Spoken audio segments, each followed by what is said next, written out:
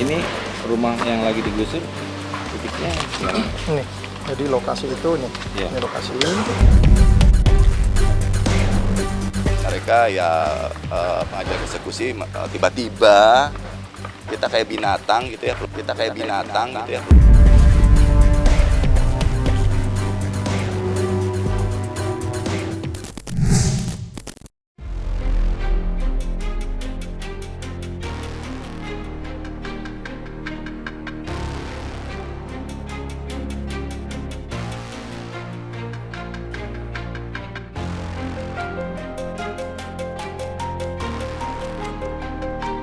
Kabar kurang sedap kembali datang dari panggung hiburan tanah air. Ya, pada tanggal 15 Mei 2025 kemarin, aktor senior Atalarik Syah tiba-tiba saja membagikan kabar mengejutkan bahwa kediaman yang sudah lama ia panggil rumah telah habis dieksekusi oleh pihak Pengadilan Negeri Cibinong. Hal ini merupakan imbas kisruh sengketa kepemilikan tanah Atalarik dengan sosok pria bernama Dede Tasno. Sebuah perseteruan panjang yang tak berkesudahan dan sudah berjalan sejak tahun 2015 silam. Tentunya sempat timbul ketegangan selama proses eksekusi dilakukan. Pasalnya, Atalarik dan keluarga sempat berusaha untuk menyuarakan penolakan. Namun apa mau dikata, kini Atalarik hanya mampu menyaksikan rumahnya rata dengan tanah. Allahu Akbar. Pak masih sengketa Pak, kita nggak ada siapa-siapa Pak. Bapak lagi jangan Pak, kita kasih dulu. Pak kita ini masih sengketa Pak. Pak jangan paksa Pak, kita orang biasa Pak. Sumpah. Apa sih? Ditutup tinggal di mana Pak? Hanya petugas saja Pak. Saya enak banget ngomongnya petugas. Enak banget ngomong petugas. Kayak tinggal binatang ya Pak ya. Iya, nah, ini lagi dibela Pak. Mas Andri itu di bawah. Mama.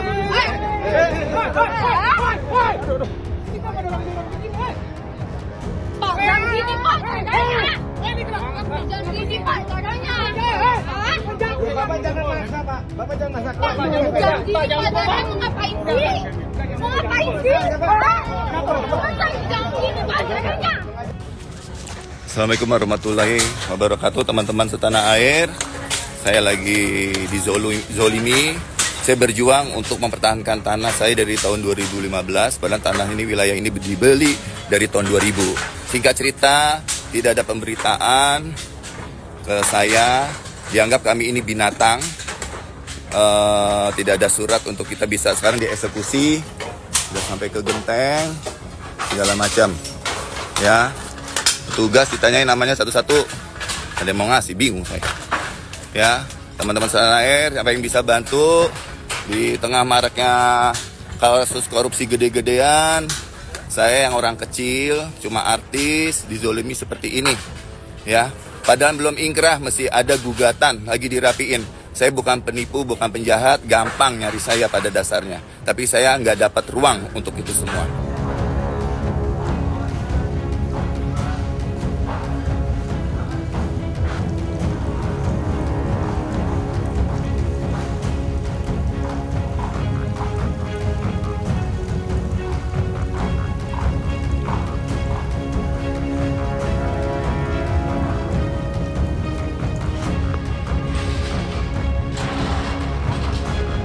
Bang, iya Pak.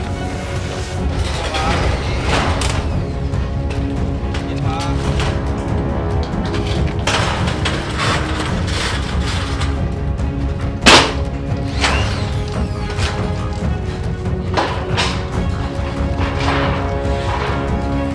Ini rumah yang lagi digusur, titiknya sekarang. Nih, jadi lokasi itu nih, Iya. ini lokasi ini.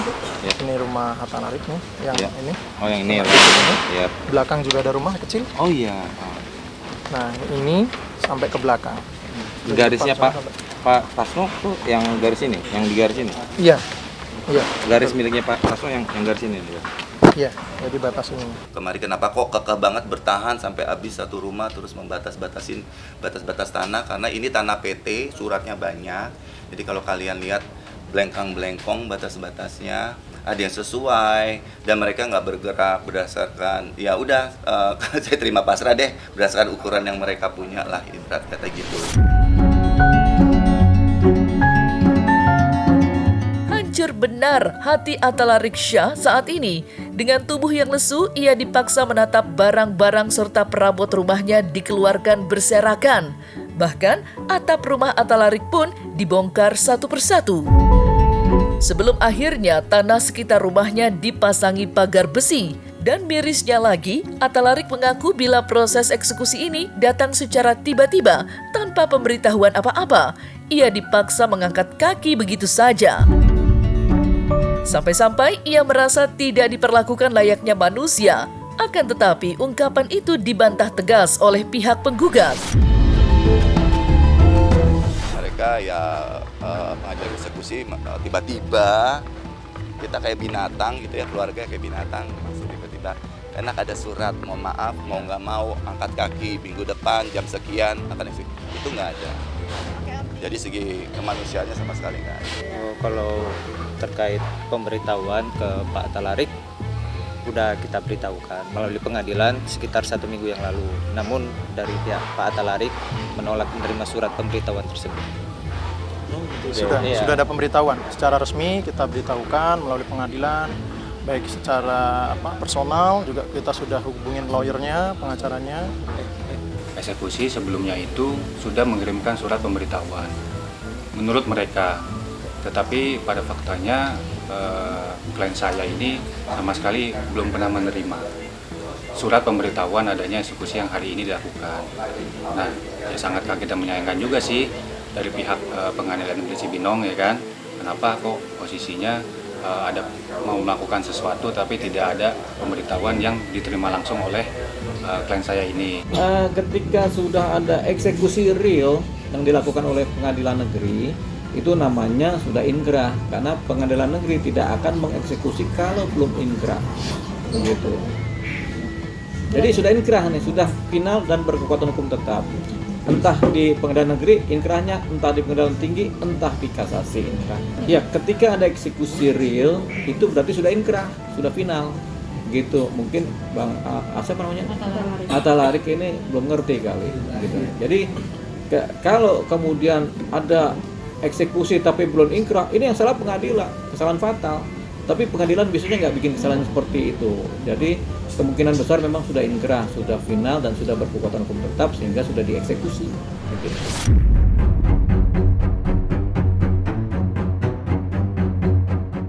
Proses dilakukannya eksekusi atas kediaman milik Atalarik Syah tentu turut dihadiri pula oleh pihak kuasa hukum dari penggugat. Dan ketika dimintai keterangan, mereka pun membagikan semua fakta berdasarkan sudut pandang mereka. Bukan hanya terkait apa yang terjadi kemarin, tetapi juga pokok permasalahan yang ada selama ini.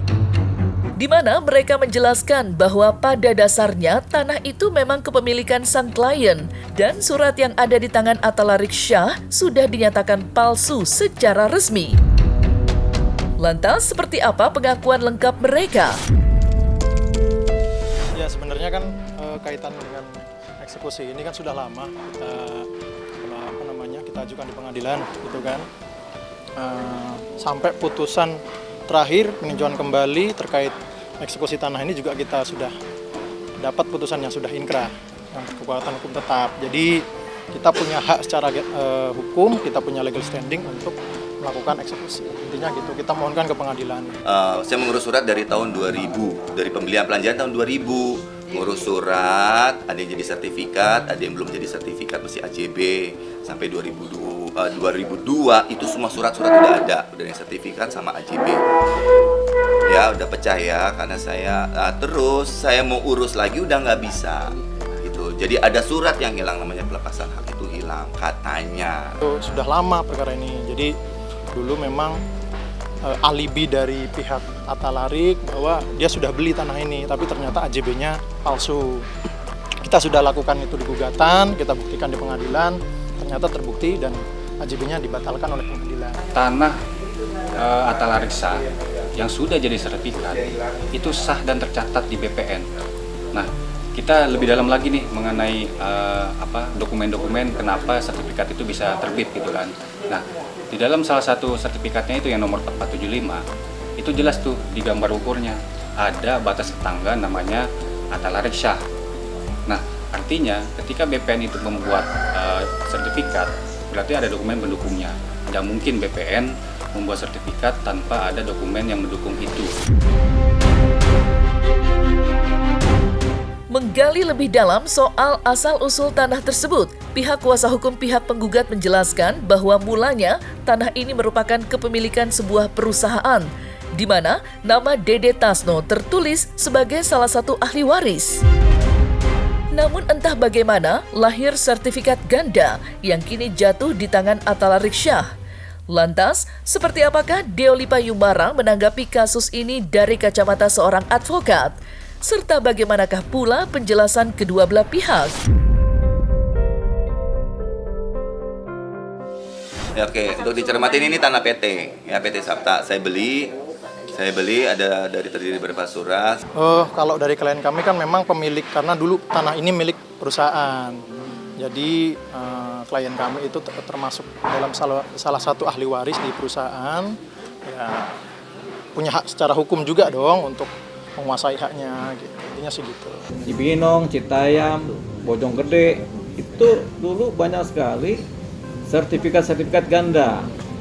Tanahnya cuma satu lokasi, tapi sertifikatnya bisa A, B, C, D, bisa ada 3 sampai 4 sertifikat. Namanya sertifikat tumpuk gitu, karena belum ada sistem koordinat kan. Jadi seringkali ada permainan dari kalau zaman dulu kepala desa atau lurah atau camat kemudian mempermainkan ini zaman dulu ya, sehingga timbullah satu lokasi tanah dengan beberapa sertifikat. Nah, ini kemudian ada sertifikat yang asli, ada juga yang aspal, asli tapi palsu, tapi dalam satu lokasi yang sama, sehingga timbullah yang namanya persengketaan tanah.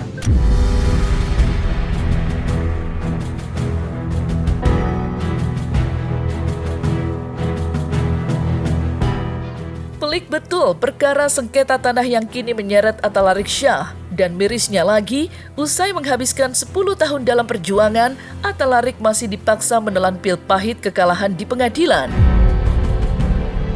Padahal ia sudah menempuh upaya seperti mengajukan banding hingga kasasi. Dan semuanya sama saja, ia dipaksa kalah dan secara inkrah kasus ini dimenangkan oleh Dede Tasno. Dan sampailah pada momen ini, rumahnya harus dieksekusi secara paksa oleh pihak pengadilan. Lantas, seperti apakah penjelasan lengkap pihak Panitera Pengadilan Cibinong terkait sengkarut perkara hukum yang melibatkan Atalarik Syah dan Dede Tasno? Jadi kami dalam rangka pelaksanaan eksekusi ini tentunya kita sudah sesuai dengan ketentuan yang ada, baik itu pemberitahuan ke pihak maupun surat tugas ada semuanya. Kami juga sesuai dengan SOP. Jadi kita pelaksanaan eksekusi ini adalah pelaksanaan eksekusi dari perkara 162/2015. Nah, sudah ada berkekuatan hukum tetap namun belum terlaksana. Nah, di saat inilah baru kita melaksanakan pelaksanaan eksekusi tersebut. 2015 didaftarkan. Ya, jadi kebetulan memang ini ada upaya hukum, baik itu banding, kasasi, PK. Nah, yang kita eksekusi ini kan perkara-perkara yang sudah berkekuatan hukum tetap. Artinya begini, ketika putusan pertama si termohon ini kan ditolak nih, yang pernah kan Dede Tasno ya. Jadi di sini kemudian keputusan PT menguatkan, keputusan kasasi permohonan dari Atalarik ditolak, PK ditolak, kan di situ kan ada kewajiban untuk bermohon untuk eksekusi. Nah, kami di pengadilan ini tentunya kita pasif.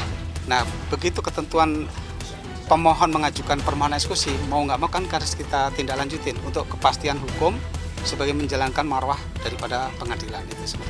Sebenarnya kami tidak perlu eksekusi ketika yang bersangkutan menjalankan secara sukarela. Namun demikian, karena bersangkutan juga tidak mau menjalankan eksekusi secara sukarela, otomatis pemohon juga geram juga kan, dari 2001 sampai 2005 kok nggak ada kepastian untuk mendapatkan haknya gitu kan. Namun demikian, nah saat itulah kami menindaklanjutin daripada permohonan pemohon.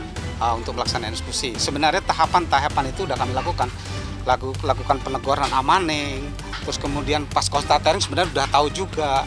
Nah, karena termohon tidak kooperatif, nah otomatis pemohon kan ingin melaksanakan dan ingin mendapatkan haknya yang selama ini tertunda. Apalagi perkara itu jalan dari 2015 ya kan, telah berkekuatan hukum tetap itu di 2021. Waktu itu sempat mengajukan permohonan juga tidak terlaksana. Nah, kemudian kami dari tim pengadilan mengevaluasi kenapa nih nggak jalannya. Nah, akhirnya kami pelajarin, nah ini harus jalan nih saya bilang. Nanti soalnya kepastian hukum, karena tiap bulan itu kami membuat laporan persekusi. Ketika perkara ini tidak berjalan, kenapa ini kan? Nah, di situ ada ketentuan dari Dirjen Badilum bahwa perkara itu harus disisir. Tiap bulan ada laporannya diselesaikan dengan tuntas. Nah, seperti itu.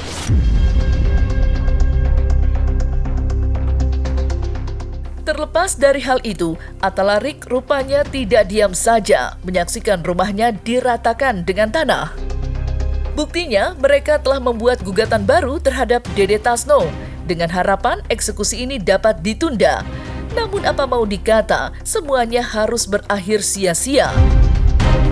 Dan kini, yang ia bisa lakukan hanyalah menjalin negosiasi dengan pihak seberang guna menemukan titik terang. Bikin gugatan baru seperti itu untuk menahan eksekusi, mengingat di sini udah terjadi, udah ada berdiri rumah. Itu yang kalian lihat, itu rumah pertama saya tahun 2003 saya bangun, itu udah habis ya, udah cukup habis, udah diturunkan. Di titiknya dari sana dulu dia mulainya mengarah ke sini, rumah sekarang yang saya tempatin sama anak-anak. Tinggal di sini ya kan, karena selain daripada alasan hukumnya ya, tetapi ini kita tidak bicara juga terlalu melalui elemen hukum.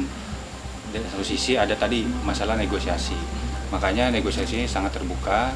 Makanya sekarang ini lagi dirembukan juga gitu, bagaimana formula yang baik supaya nanti bisa dapatkan jalan tengah, win solution, supaya semua pihak itu tidak dirugikan, seperti itu sih. Saat ini memang kami sedang melakukan ruang untuk negosiasi supaya eksekusi ini tidak dilanjutkan gitu. Meskipun kami meyakini 1000% bahwa ketika sedang ada gugatan di pengadilan, prosesnya ya harusnya ditangguhkan dulu. Tetapi karena itu inisiasi dari pihak Dede Tasno untuk melakukan negosiasi, maka saat ini sedang dilakukan negosiasi terlebih dahulu untuk tidak dilanjutkan eksekusi. Demikian sih.